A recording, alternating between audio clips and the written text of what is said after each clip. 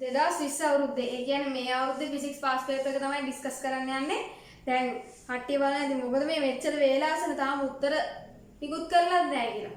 ඔව් උත්තර නිකුත් කරලා නැහැ. මේ මම උත්තර ගන්න විදිහ තමයි මේ වීඩියෝ එකෙන් කියලා දෙන්න යන්නේ. මොකක් හරි දැන් මගේ උත්තර මන් දන්නේ නැහැ ප්‍රොෆෙසර්ස්ලා කොහොම හිතයිද කියලා. මගේ උත්තර මොනවා හරි වැරදුනොත් මේ උත්තර නිකුත් කරාන් පස්සේ ඊට පස්සේ මේ වීඩියෝ එක නැවත සකස් කරලා දාන බව කාරුණිකව දන්නවා සිටිනවා මුලින්ම. ඒ වගේම තමයි මට එන උත්තර වලට වඩා වෙනස් උත්තරයක් තියෙනවා නම් කාට හරි කවුරු හරි ගුරුවරයෙක්ට හරි ළමයෙක්ට හරි යටින් කමෙන්ට් කරන්න පුළුවන්. මේ උත්තරේ මෙහෙම එන්නේ මේ විදිහට තව ඒ වගේම තමයි තව හදන ක්‍රම තියෙනවා නම් අන්න ඒවත් මෙන්ෂන් කරන්න පුළුවන් යටින්. එතකොට දැන් මේක අපි සාකච්ඡා මාර්ගයේ යන් වැඩේ. හරි? හොඳයි. ඒ වගේම තමයි දැන් ඒ වලට මට මම හිතන්නේ මම පාස් පේපර් ඩිස්කෂන් දිනනවා සල්ලි වලට. ඒ අත්දැකීමෙන් මම හිතනවා මේ උත්තර හුඟක් දුරට සාර්ථකයි කියලා. ඒ වගේම 2018 අවුරුද්දේ මට ඒ තුනක් තියෙනවා. ෆිසික්ස් වලට ඒ තියෙනවා. සෝ මම හිතනවා මේ උත්තර හරියයි කියලා බොහෝ දුරට. ඒ හින්දා මේ දාන්න ළමයි ගොඩක් කියලා තිබ්බා මොනවාද උත්තර අරන් මම ඉවරයක් නැහැ උත්තර අහන. ඒ හින්දා දැන් මේ වීඩියෝ එකක් කරන්නේ. ඒ වගේ තමයි මේක හොඳ අවස්ථාවකයි මේ channel එකට මඩ ගන්න කට්ටියට ඒගොල්ලන්ගේ කමෙන්ට් ගණන් ගන්න නැති බව කරුණාවෙන් සලකන්න. හරි? මම නිකන් කමෙන්ට් එක රිමූව් කරලා දානවා මොනවා හරි අනවශ්‍ය දෙයක් කියවගෙන ආවා. මොකද මේ channel එක මගේ. හරි? මගේ channel එකේ මම අප්ලෝඩ් කරන්නේ මට ඕන දේවල්. ඒ වගේම තමයි මේකෙන් දැන් ඔයගොල්ලෝ දන්න ඇති දැන් ධාරා විද්‍යුතයේ ස්පීඩ් රිවිෂන් වීඩියෝ එක මම කරපුවා. ඒකේ තිබ්බාර මේ අනන්තය දක්වා පිටපත් වෙන ප්‍රතිරෝධ තියෙන ප්‍රතිරෝධ පද්ධතියක් ආවන් පස්සේ කොහොමද ඒකේ සමග ප්‍රතිරෝධය හොයන්නේ කියන එක ඒක කරා. අන්න ඒක වීඩියෝ එක බලපු කට්ටිය උග දෙනෙක් ඒ MCQ එකට හරියට උත්තරේ ගහලා තිබ්බා. ඒ හින්දා channel එකේ එක්තරා නැගගෙන ඒමක් සිද්ධ වෙනවා. ඒ හින්දා මඩ ගහන කට්ටියත් එන්න වැඩි වෙනවා. ඒව ගණන් ගන්න නැති බව කියනවා මේ channel එකේදී. ඒ වගේ ඒ ගාන විතරක් නෙමෙයි අනිත් ඒවාටත් ඉතින් උදව් වෙන්නේ නැති මම දාපු වීඩියෝස්. හරි? ඒ වගේද ඔයාගේ තාම subscribe කරලා නැත්නම් channel එක දැන් subscribe කරගන්න. මම හිතනවා මේ වැඩේ දැන් එක්සෑම් ඉවර වෙලා වුණේ මේක ඔයගොල්ලෝ බලන්න වීඩියෝ එක. ඒ වගේම තමයි එක්සෑම් ඉවර වෙලා හරි කොයි වෙලාවෙ මේක බැලුවත් ඔයාලට හැකියාවක් තියෙන්න ඕනේ ඒ ලෙවල් කරන ළමයෙක් විදිහට මම මේකේ උත්තර ටික කිව්වන් පස්සේ තමන්ගේ උත්තරේ වැරදි නම් ඒක දරා ගැනීම හැකියාවක් ඔයාලට තියෙන්න ඕනේ. මම ගත්තන් පස්සේ මම එක්සෑම් ඉවර වෙලා ගෙදර ආව ගමන් කොහේ උත්තර ටික එදාම හොයාගත්ත එක හොයලා බලපු එක්කෙනෙක්. හරි ඒ වලට මට ඒකක් ආවා. හරි ඒ කියන්නේ මගේ දරා ගැනීම හැකියාව මම හිතන්නේ මගේ දරා ගැනීම හැකියාව හොඳයි. එතකොට ඒ වගේ දැන් ඒ වුණාට හැම ළමයටම එහෙම දරා ගැනීම හැකියාවක් නැහැ. ඒ හින්දා එහෙම දරා ගැනීම හැකියාවක් නැති කෙනා බලන්න නැතුව ඉන්න. හරි? අවශ්‍ය කට්ටිය විතර වීඩියෝ එක බලන්න. හොඳයි. එහෙනම් අපි පටන් ගමු වීඩියෝ එක. ඒ වගේම දැන් මගේ හරි වෙනස්කමක් වුණොත් එහෙම මේකේ මම මේ වීඩියෝ එක ඩිලීට් කරලා නැවත අප්ලෝඩ් කරනවා. හරි ඒ කියන්නේ මම දන්නේ ප්‍රොෆෙසර්ස්ලා කොහොමද හිතනවාද කියලා. ඒගොල්ලන්ට හිතනවා මේ ප්‍රශ්නේ ඕල් දෙන්න ඕනේ කියලා. අන්න එතකොට ඒගොල්ලෝ ඒක ඕල් දෙනවනේ. අන්න ඒ වගේ එකක් આવොත් වගේ එතකොට මට ඒක ඩිලීට් කරලා නැවත අප්ලෝඩ් කරන්න වෙනවා හරියට වීඩියෝ එක හදලා. හරි? ඒකත් හොඳ නෑ කලින්ම කිව්වා. හරි? මේ මම කියලා දෙන්න දැන් මට එන උත්තර. ඒ වගේ තමයි මේ වීඩියෝ සෙට් එක තව කට්ටිය ෂෙයා කරන්න. channel එක ගැන යාළුවන්ට කියන්න. මල්ලිලා නංගිලා ගොඩක් උදව් කරා මේකේ සබ්ස්ක්‍රයිබර්ස්ලා වැඩි කරගන්න. මම හිතනවා අර අනු ගැන හිතලා වැඩ කරන කට්ටිය ලින්ක් ටික ෂෙයා කරලා දේවි කියලා මම බලාපොරොත්තු වෙනවා. හොඳයි. අපි එහෙනම් ඒ වගේම තව මොනවද කියන්න තියෙන්නේ? මේ ටිකේ දැන් ඒරල අවුල් ගියා කියලා අවුල් ගන්න එපා. හරි? තවසයි තියෙනවා. තවසයි එකක් කරන්න. අතරින් ඉන්න බවම කැම්පස් එකෙන් try කරන්න. කැම්පස් එකෙන් try කරාම පස්සේ ඔයාලට opportunities වැඩි. හරිද? ඒකම තමයි ඔය දැන් කැම්පස් ඇවිල්ලා මෙලෝඩිය අලුත් දෙයක් හිතලා කරන්න නැති කට්ටිය තමයි කියන්නේ කැම්පස් එන්න එපා. ඊට වඩා හොඳ වෙන ජොබ් එකක් කරනවා කියලා. එහෙම කට්ටිය කියන අර මාසික ඉගෙන ගන්න ගමන් කිසිම මාසික ආදායමක් නැහැ. එහෙම කට්ටිය තමයි ඒ වගේ දේවල් කියන අර එන්න හදන ළමයවත් මේ කැම්පස් එකට එන්න නැති තත්ත්වයකටපත් කරන්නේ මේ වගේ මෝඩ කතා කියලා. ඒගොල්ලෝ කියන්නේ වහන්න එන්න එපා. මන්න ඒගොල්ලෝට කියන්නේ කෙලින්ම ඒගොල්ලෝ තමයි දුර්වලයෝ කියන කට්ටිය. මොකද කැම්පස් ඇවිල්ලා හොඳ ඒ කියන්නේ එක්ක ටියුෂන් ක්ලාස් කරලා නැත්නම් වෙන මොකක් හරි රස්සාවක් කරලා හොඳ ආදායම හොඳ මාසික ආදායමක් උපයන කට්ටියක් ඉන්නවා. අන්න ඒ තැන තමයි ඔයගොල්ලෝ එන්න ඕනේ. හරි? එහෙනම් කොහොම හරි කැම්පස් එන්න. හරි? නිකන් ඩිග්‍රියක් නැතුව දැන් කාලේ හොඳ ජොබ් එකකට යන්න බෑ. හරි? ඒක හොඳට මතක තියාගන්න. ඒ හින්දා අපි බලමු දැන් මගේ උත්තරات එක්ක ඔයාලගේ උත්තර වෙනස් වෙනවා නම් කමෙන්ට් සෙක්ෂන් එකේ කමෙන්ට් කරන්න පුළුවන්. ඒ වගේම තමයි කවුරු හරි ගුරුවරයෙක් මේක බලනවා නම් වීඩියෝ එක දැන් මම මේක පැහැදිලි කරන දෙන ආකාරයට වඩා වෙනස් ආකාරයක් ගුරුවරයාගේ හිතේ තියෙනවා නම් අන්න ඒකත් කමෙන්ට් කරන්න පුළුවන්. නැත්නම් මාව සම්බන්ධ කරගන්න පුළුවන් මගේ දුරකථන අංකය මාර්ගයෙන්. හොඳයි එහෙනම් පටන් ගමු වීඩියෝ එක. යාළුවන්ට ෂෙයා කරන්න. පළවෙනි එකේ දැන් සාකච්ඡා කරගෙන යමු. පළවෙනි එකේ අහලා තියෙනවා ප්ලාන්ක් නියතයෙහි මාන වෙනුවේ කියලා. ප්ලාන්ක් නියතය අගේ එළවල කරන ළමයට මතක තියෙනවනේ. මුලින්ම කියන්නේ ඒක x සමානයි 6.6යි 2යි 6 වැඩි කිරීම 10 ඍණ 34යි js. ඔන්න ඔක තමයි ප්ලාන්ක් නියතය අගේ. හරිද? මේක ලියා ගන්න පුළුවන් වෙනවා මතකයෙන් එළවල කරන ළමයෙක් විදියට. හොඳයි. එහෙනම් ඒකේ මාන. හරි. මේක ඇසුරින් මාන ගන්න try කරමු. හරි. මේක ඇසුරින් ඒකක ඇසුරින් මාන ගන්න try කරමු. ජූල් කියන එක තව විදිහකට ලියා ගන්න පුළුවන් කොහමද? ජූල් කියන එක මම ලියා ගන්න පුළුවන් නිව්ටන් මීටර විදියට. ඊට පස්සේ s කියලා ලියා ගන්න පුළුවන්. නිව්ටන් කියන එක තව විදිහකට ලියන්න. kg ms ඍණ 2 ඊට පස්සේ ඉතුරු සෙට් එකේ මොනවද ලියන්න? ms. හරි. මේක දැන් ගුණ කරලා ගන්න බලන්න අවසාන උත්තරේ kg m වර්ග මේක මෙතන එකක් කැපිලා යනවා s ඍණ 1. හොඳයි. දැන් මාන ලියන්න මේකේ. m කියලා එනවා ඊට පස්සේ l වර්ගය කියලා එනවා. මෙතන දිගේ වර්ගයක් තියෙන්නේ. මෙතන කාලේ එතකොට තපරේට කියලා ලියද්දි තීරණ එක කියලා එනවා. ඔන්න ඔක තමයි ප්ලාන්ක් නියතේ මාන වෙන්නේ. බලන්න උත්තරේ තියෙනවද කියලා. පස්වෙනි එක තමයි උත්තරේ. හොඳයි. කොහෙද තව ක්‍රම කියලා දෙන්න. මෙන්න මෙහෙමත් හොයන්න පුළුවන්. ඕගොල්ලෝ දන්නවා E සමානයි hf කියන සමීකරණය. හොඳයි. මේකේ දැන් මට මාන හොයන්න ඕනේ කියලා මම මුලින්ම උත්තර කරගන්නවා. එතකොට f සමානයි e බෙදීම සිම්පල් f කියලා එනවා. හොඳයි. දැන් මේකේ මාන මේ පැත්තේ මාන මේ පැත්තේ මාන වලට සමාන වෙන්න ඕනේ. එතකොට E කියන්නේ මොකද්ද? ශක්තියක්. ශක්තිය එතකොට මාන හොයන්න ගලින් මට පුළුවන් ශක්තිය ඒකක ලියාගන්න නේද? ශක්තිය ඒකක ලියුවොත් ඒක ජූල් වෙනවා. යට එනවා සංඛ්‍යාතයක්. සංඛ්‍යාත ඒකක හර්ට්ස් නැත්තම් අපිට තව විදිහට ලියන්න බල තප්පරයට කියන එක. හරිද? මේව ගත්තත් එන්නේ ඉතින් js කියන එකම තමයි. අර ඒකකෙම එනවා. හරිද? මේකට දැම්මත් ඉතින් ඔයාලට මේ වටේ ගහන්න යනවා s ගේ මාන හොයාගන්න. එහෙම නැත්තම් මෙහෙම කරන්න පුළුවන්. डी ब्रोग्ली तरंगाයන් ඇසුරින් ලැම්ඩා සමානයි h බෙදීම p දාන්න. හරි. ඊට පස්සේ මේකේ මට h කියන එක උත්තර කරගත්තාන් පස්සේ එනවා ලැම්ඩා p කියලා. p කියන්නේ මොකද්ද? ගම්‍යතාවය. මේ තියෙන डी ब्रोग्ली तरंगाයන් වලට තමයි ලැම්ඩා කියන්නේ. h කියන්නේ ප්ලාන්ක් නියතය. හොඳයි. එතකොට මේ පැත්තේ මාන අනිත් පැත්තේ මාන වලට සමාන වෙන්න ඕනේ. මේක තව චුට්ටක් අපි සුළු කරගමු නේ. එතකොට ලැම්ඩා කියන එක තව ඔහොම එහෙමම ගත හැකි. p කියන්නේ ගම්‍යතාවය. ගම්‍යතාවය කියන්නේ ස්කන්ධය ගුණ කිරීම ප්‍රවේගය. මේ විදිහට ගත්තොත් එහෙම ලැම්ඩා කියන්නේ දිගක්නේ. එතකොට ඒකේ මාන l. ඊට පස්සේ m කියන්නේ ස්කන්ධයක්. එතකොට එයාගේ මාන m කියලා එනවා. ඊට පස්සේ ප්‍රවේගයේ මාන ගත්තාන් පස්සේ lt ඍණ 1. මේක මොන එකේද දාන්න lt ඍණ 1 කියලා. හරි දැන් තව ටිකක් සුළු කරමු. l වාරයක් l වර්ගය කියලා එනවා. ඊට පස්සේ m t ඍණ 1 කියලා උත්තරේ ගන්න පුළුවන් ලස්සනට. හරි. ඔය කැමති ක්‍රමයකින් හදා ගන්න පුළුවන්. එතකොට බලන්න හැම එකකටම එන්නේ එකම මාන තමයි. ඒකක ඇසුරෙන් මාන ගන්න try කරන්න. ඒක තමයි මම උරු වෙලා තියෙන විදිය. ඒක ලේසි. ඒකකෙන් මුලින්ම අරගෙන ඊට පස්සේ එකෙන් මාන ගන්න. හොඳයි. උත්තරේ පස්වෙනි එක. නෑ මේක වැරදි කියලා ඉතින් වරි වෙන්න එපා. බලමු තව දුරටත්. ඒ කියන්නේ තව ශෛලියක් තියෙනවා. මේක දුක් වෙන්න එපා. හරි. ඊළඟේ බලමු. දෙවෙනි එක බලන්න. ඉදා කිනිහිරේ එකිනෙක ස්පර්ශව පවතින අවස්ථාවේදී මයික්‍රෝමීටර් ස්කෘප්වාමානයක පරිමාණය සිම්පල් A රූපේ දක්වා ඇත. ලෝහ ගෝලයක් ඉදා කිනිහිරේ අතර නිවැරදිව තබා ඇති අවස්ථාවේ පරිමාණය සිම්පල් B රූපේ දක්වා ඇත. ස්කෘප්ව අන්තරාලය 0.5 මිලිමීටර වන අතර යටි ඉරක් ගහගන්න. අන්තරාලය 0.5 මිලිමීටර කියන එකට අතර වෘත්තාකාර පරිමාණය සමාන කොටස් 50කට බෙදා ඇත. යටි ඉරක් ගහගන්න සමාන කොටස් 50කට කියන එකට. මොන වගේ වැදගත් වචන යටින් ඉරි ගහලා නැත්තම් වැඩක් නැහැ ඉතින් අහලා. ඒ වගේ පුරුදු වෙන්න ඕනේ වැදගත් වචන දැක්කගම ඉරක් ගහගන්න. හරි? යටි ඉරක් ගහගන්න පුරුදු වෙන්න. හොඳයි. දැන් ඔය දීලා තියෙන දත්තයන් ටිකෙන් මට හොයාගන්න පුළුවන් මයික්‍රෝමීටර් ස්කෘප්වාමානය මොකද්ද? කුඩාම මිනිම. කොහොමද කුඩාම මිනිම යන්නේ? කුඩාම මිනිම හරිය කොහමද? අන්තරාලය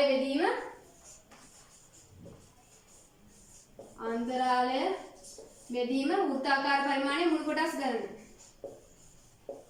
මේ ඔක්කොම ලියා ගන්න. වෘත්තාකාර පරිමාණය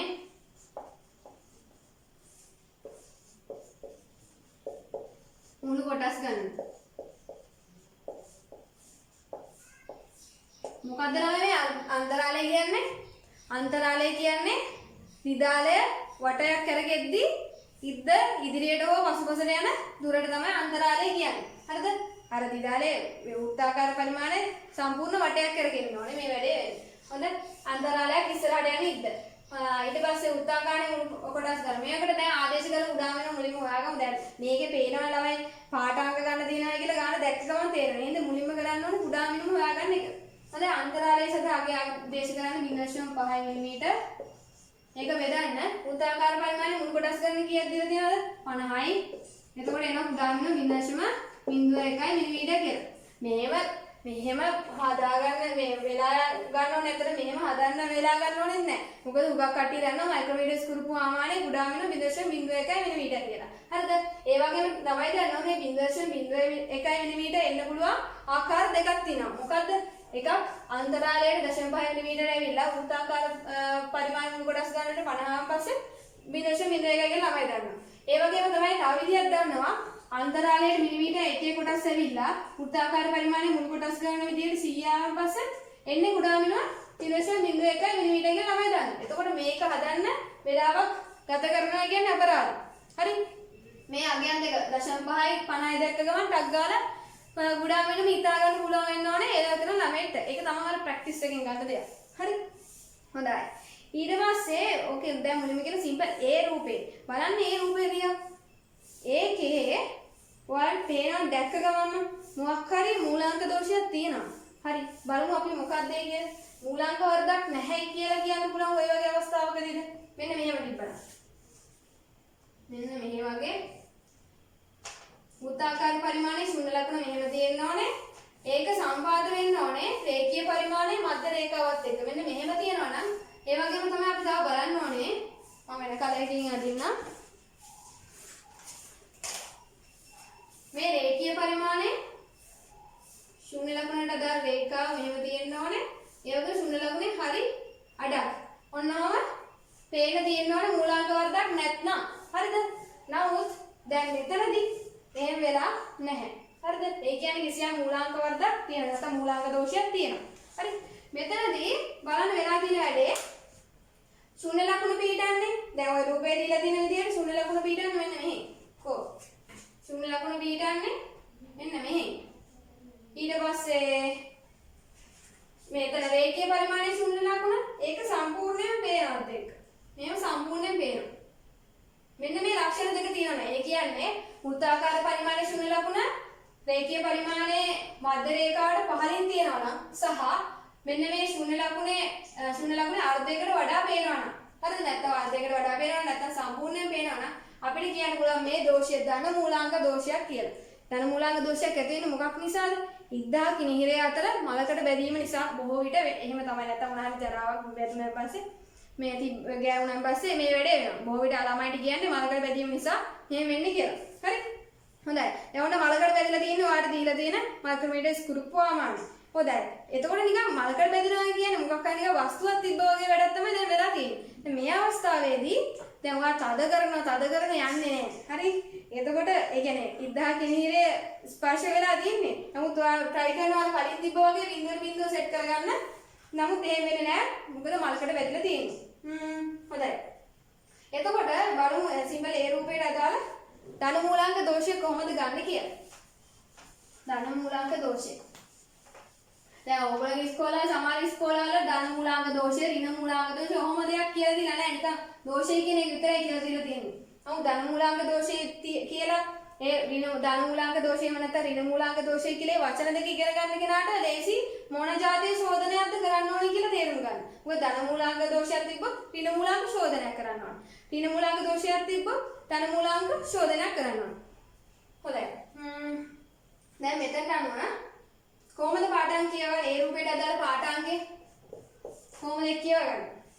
අපි බලන්න ඕනේ රේඛීය පරිමාණය සමග සම්පාද වෙන වෘත්තාකාර පරිමාණය කොටස් ගන්න. දැන් ඔයාලගේ කොටස් කීයක් සම්පාද වෙලා තියෙනවද කියලා බලන්න. 1යි 2යි තුන්වෙනි කොටස සම්පාද වෙලා තියෙනවා රේඛීය පරිමාණයේ මධ්‍ය රේඛාවත් එක්ක. හරි? එහෙනම් ඒ අගේ 100 කොටස් 3යි 3 ගුණ කරන්න ඔයා. මේ මයික්‍රොමීටර් ස්ක්‍රූප් ආමානයේ කුඩා මිලිමීටර. එතකොට උත්තරේ කියන්නේ 0.09 මිලිමීටර. ඔන්න ඕක තමයි ඔයාගේ ඒ රූපයට අදාළ පාඨාංකය. හොඳයි. ඊට පස්සේ යනවා B රූපයේ දෙසට. ඒකේ මුලින්ම කරන්න ඕනේ රේඛීය පරිමාණයෙන් කියව ගන්න පුළුවන් උපරිම පාඨාංගය කියව ගන්න. හරි? එතකොට ඔයාලට කියව ගන්න පුළුවන්. අචුට්ට ඒක ඇදලා බලන්නද? මෙතන 2 තියෙනවා, මෙතන 3 තියෙනවා. මෙතන මේක මෙතන 3.5 ලයින් එක. ඊට පස්සේ මෙහෙම තියෙනවා. හරි? ඊට පස්සේ මෙතන සම්පාත වෙන්නේ 30 මෙතන තියෙනවා, මෙතන 31 ලයින් එකත් එක්කම සම්පාත වෙනවා. හොඳයි. දැන් මේක මුලින්ම ප්‍රධාන පාඨාංකය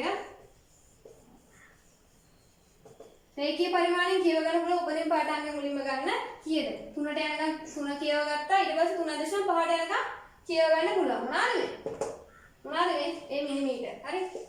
ඔයාලට මිලිමීටර් 3.5ක් යනකම් රේඛීය පරිමාණයෙන් කියව ගන්න පුළුවන්. ඊට පස්සේ ඒකට එකතු කරන්න මට කියව ගන්න බැරි ටික. කොහොමද ඒක ගන්නෙ? ඒක ගන්නෙත් අර කලින් සිස්ටම් එක තමයි කුඩා මිනිම ගුණ කිරීම. කුඩා මිනිම ගුණ කිරීම. ඊට පස්සේ මේකත් එක්ක මේ මධ්‍ය රේඛාවත් එක්ක සම්පාත වෙන වෘත්තාකාර පරිමාණය කොටස් කරන කීයද? 30 මෙතන තියෙනවා.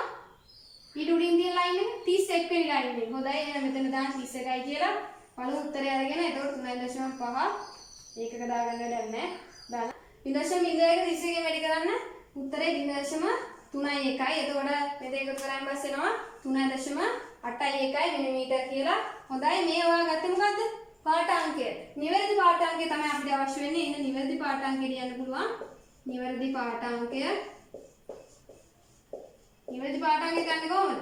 මෙතනට මේ මයික්‍රොමීටර් ස්කෘපමායේ තියෙන ධන මූලාංක දෝෂයක්. එහෙනම් මම කරන්න ඕන ඍණ මූලාංක ශෝධනයක්. එහෙනම් මම මේ පාඨාංකයෙන් මේ දෝෂය මොකද කරන්න ඕනේ? ඍණ මූලාංක ශෝධනයක් අඩු කරන්න ඕනේ. ඍණ ඒ කියන්නේ අඩු කරන්න ඕනේ. හොඳයි. එහෙනම් නිවැරදි පාඨාංකය ගණිතදී කොහොමද කරන්න ඕනේ?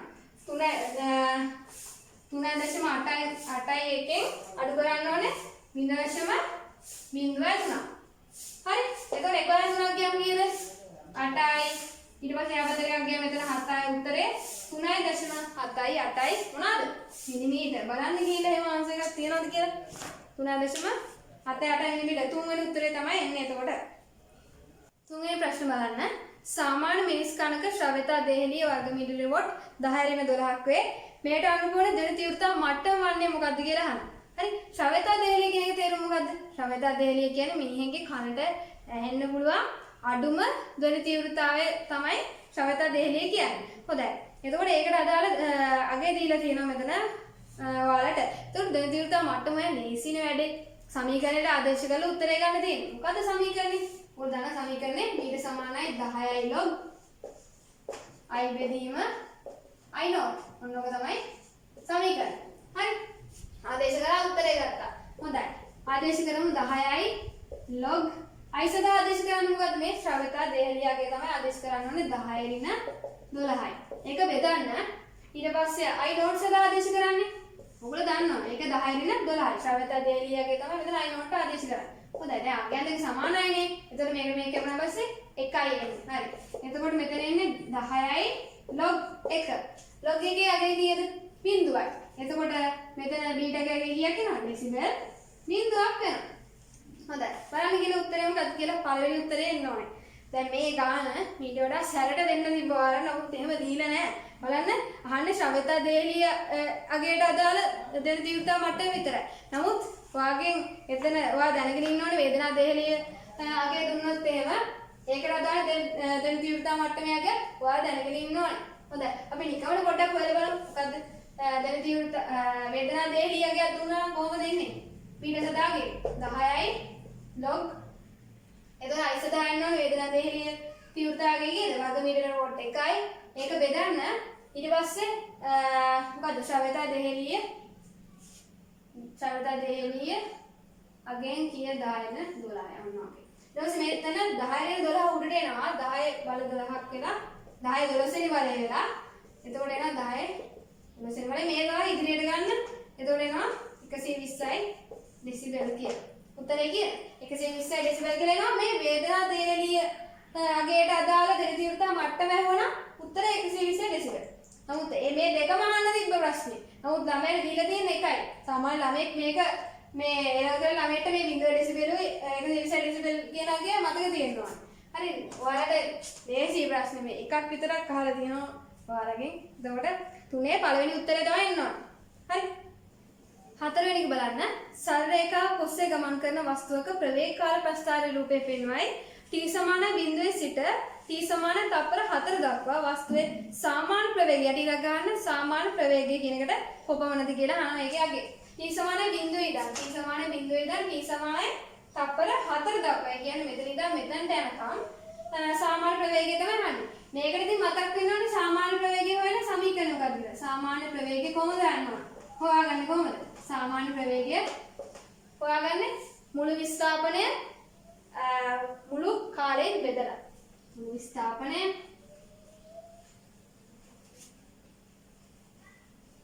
චලිතව මුළු කාලය කිව්වත් හරි. නැත්නම් මුළු කාලයෙන් බෙදලා. මෙයා කරපු මුළු විස්ථාපනය හොයාගන්නේ කොහොමද? මුළු විස්ථාපනය හොයාගන්න කොහොමද? ප්‍රවේග කාල ප්‍රස්ථාරයක වර්ගඵලය මොකක්ද හම්බෙන්නේ? විස්ථාපනය. මොකද v සමාන s බෙදීම t නේ ළමයි. හරි? එතකොට vt ගුණිතෙන් ලැබෙන්නේ මොකද්ද? විස්ථාපනය. ඒ හින්දා මේ ප්‍රවේග කාල ප්‍රස්ථාරයේ වර්ගඵලයෙන් මට හම්බෙන්නේ විස්ථාපනය. හොඳයි මම හොයන්නේ දැන් මුළු විස්ථාපනයේ අවශ්‍ය දත්ත ටික විතර මම මේ විදිහට මාක් කරගෙන තියෙනවා. හරි? හොඳයි. විස්ථාපනය හොයලා මුලින්ම මෙන්න මේ කැලේ වලින්ම ඒකේ දිග වැඩි කිරීම බලලා ගන්න තියෙන්නේ. හරිද? විස්ථාපනය හරිය මේකේ වර්ගඵලය. මේ මුළු සංයුක්ත 63ේම වර්ගඵලය ගන්න මුලින්ම මේ කැලේ වර්ගඵලය ගත්තොත් එහෙනම් කොච්චරක් එනවද? උසේනවා 3ක් ඒ ගුණ කරන්න පළලෙන් කීයක් එනවද? එකක් 3යි 3 වරක් 3 9ක් එනවා. හරි? ඊට පස්සේ මෙන්න මේ කුඩා කොටසේ වර්ගඵලයකට එකතු කරන්න සමචතුරාර්ථාකාර කැලලක් තියෙන්නේ. 4න් 3ක් අඩු කරන්න 1යි 1 ගුණ කරන්න කියන්නේ. එයාගේ උසින් උසෙනවා 1යි. එතකොට උත්තරේ එනවා 10යි. වර්ගඵලය කීයද? 10යි. එහෙනම් විස්ථාපනය කොච්චරද? විස්ථාපනය 10යි. නමුත් බලන්න ඒක ගුණ කරන් පස්සේ අපිට අවශ්‍ය විස්ථාපනයේ ඒකකය මොකක්ද කියලා තව පොඩ්ඩක් බලන්න ඕනේ. ms ඍණ එක s ගෙන් ගුණ කරොත් එහෙනම් උත්තරේ m. එහෙනම් ඔයාලට ලැබෙන විස්ථාපනයේ ඒකක මීටර. හරිද? නම් මෙතන මුළු විස්ථාපනය 10යි මීටර. ඒක බෙදන්න ගත වූ මුළු කාලේ කොච්චර කාල ගත වෙලා තියෙනවද? තප්පර 4ක් ගත වෙලා තියෙනවා. උත්තරේ මෙතන 2යි මෙතන 5යි කොයි වගේ උත්තරයක්ද දීලා තියෙන්නේ? දශම ස්ථාන වලින් තියන්න 5 දෙකෙන් බෙදුවම මත 2.5 ms ඍණ එක. උත්තරේ කීවෙනි එකද? 3 වෙනි එක තමයි උත්තරේ.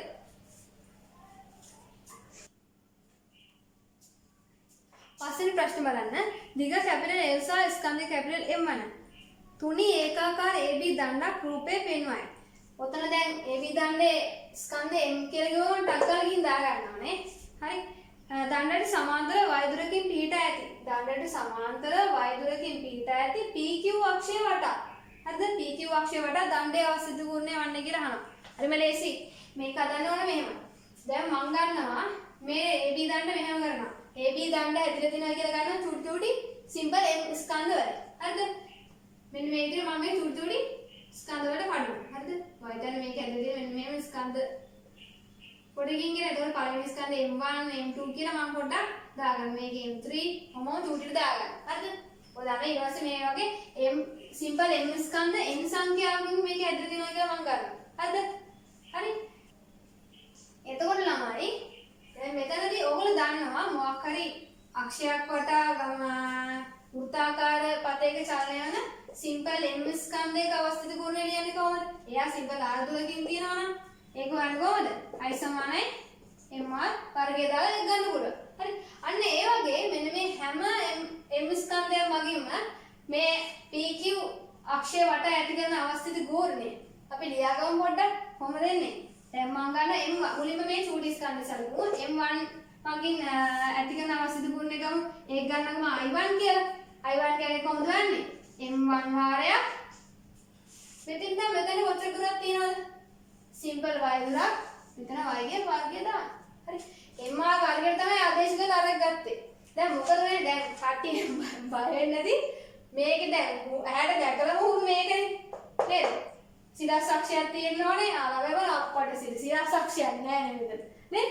මේකම තමයි මේකම මෙහෙම කරලා. තමයි මෙතන දීලා තියෙන්නේ. හරි? ඉන්න බය වෙන්න බෑ. එකම දේ තමයි පොඩ්ඩක් අපි අර ගාන දකින්න ඕනේ. හරිද? ඒ කියන්නේ මේක හදාගන්න ලේසි දෙයක් අපි දකින්න ඕනේ. හොඳයි. ඊට පස්සේ ඔය වගේ M2 ස්කන්ධය සඳහා ලියා ගන්න. ඒකට ඒකට එනවා I2 කියලා. I2 සමානයි M2 y වර්ගය. ඔය විදිහට මට ඇතිතරම් ලියා ගන්න පුළුවන් I එන්න යනකම්. ඒ කියන්නේ මේකේ අවසානයේට තියෙන ස්කන්ධයට යනකම් අවශ්‍ය ගුණ සදා ප්‍රකාශන මේ විදිහට ලියා ගන්න ඕනේ. එතකොට ඒ ආයතන mn y වර්ගය. හරි. හොඳයි. නමුත් මගෙන් අහන්නේ PQ අක්ෂය වටා AB දණ්ඩේ අවස්ථිත ගුණය කොච්චරද කියලා. එහෙනම් ඒක හොයන්න මේ අවස්ථිත ගුණ සෙට් එකේම මොකද්ද ගන්නවද? එකතුව ගන්න ඕනේ. හරි. ඉතින් AB දණ්ඩේ අවස්ථිත ගුණ මෙන්න මෙහෙම ගන්න. I එක සමාන I1 ධන I2 එකතු කිරීම I3 කොහොම එකතු කරගෙන යන්න කොතෙන්ද යනකම්ද? I එන්ට යනකම්. හරි දැන් ආදේශ කරන්න i1 කියගේ මොකද්ද m1 y වර්ගය m1 y වර්ගය ඒකට එකතු කරන්න i2 ට අදාළගේ m2 y වර්ගය m2 y වර්ගය ඔන්නෝම එකතු කරලා දෙයි i3 ට අදාළ එකත් ඕන්න ලියමු m3 y වර්ගය ඔය විදිහට එකතු කරගෙන යන්න තියෙන්නේ පොතෙන් ගන්න අවසාන එකට යනවා අවසාන එකේදී මොකක්ද එන්නේ mn y වර්ගය කියලා යනවා හරි හොඳයි දැන් මේ සෙට් එක කොහොම එකතු කරාන් පස්සේ මට පුළුවන් හැම එකටම පොත් මම පොඩක් මේක මක් කරලා